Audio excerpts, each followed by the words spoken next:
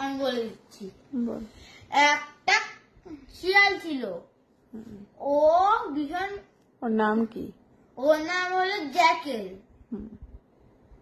তারপরে ও একদিন ভীষণ খিদে লেগেছিল ওর, হাংরি।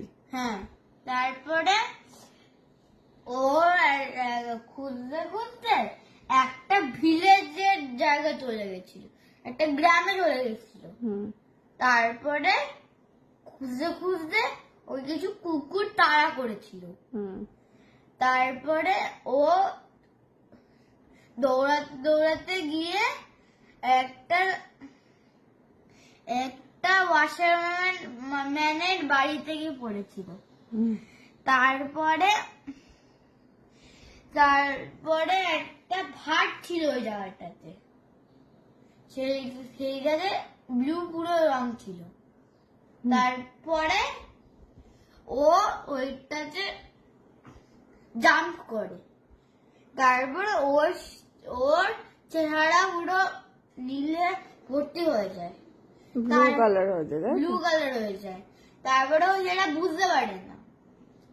পরের দিন বিকেল হওয়ার একটু পরে বিকেল হয়ে যাবে, তাই জন্য ও কি প্ল্যানিং করলো, ও বিকেল হওয়ার সন্ধ্যে হওয়ার আগেই ও কোথাও একটা চলে যাবে। তারপরে যেতে যেতে কালকে হয়ে গেল বাড়ি। তারপরে একটা জায়গায় ভীষণ একটা নদী ছিল, তার পাশে একটা জঙ্গল ছিল। ওই জঙ্গলটায় কিছু প্রাণী থাকতো।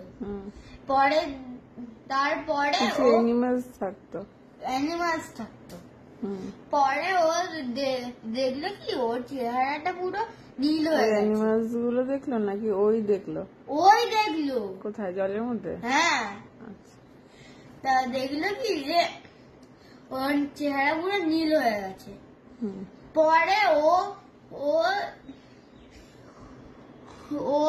ওই জঙ্গলটায় গিয়ে বলছে একটা কাঠের পর বসে আমাকে ঠাকুর পাঠিয়েছে তোমাদের দেখাশোনা করার জন্য। তারপরে অ্যানিমাল গুলো টিমকে সরিয়ে ওই জ্যাকেলটাকে ক্লিন করেছিল। পরের দিন, এটা বেশি দিন ছিল না, একদিন ওই শিয়ালটা ওই লায়নকে সব শিয়ালদের তাড়িয়ে দিতে বলছিল এই গ্রামটা। তারপরে তাড়িয়ে দিয়ে পরের দিন ওই অ্যানিমাল গুলো আর ওই জ্যাকেলটা ডিউটি করছিল, কথা বলছিল বিকেলে। তারপরে সন্ধ্যে হয়ে গেছে, আর সন্ধ্যে তো কুকুররা চিল্লায়, কুকুর বলছি শিয়ালরা চিল্লায়। এবার ওর শিয়ালরা চিল্লাতে শুরু করে দিয়েছে।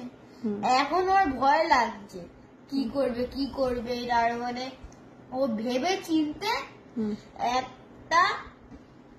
চিনতে হাউলিং করে দিল। তারপরে সব অ্যানিমালরা বুঝে গেল এটা একটা শিয়াল, এটা একটা ঠাকুর পাঠায়নি।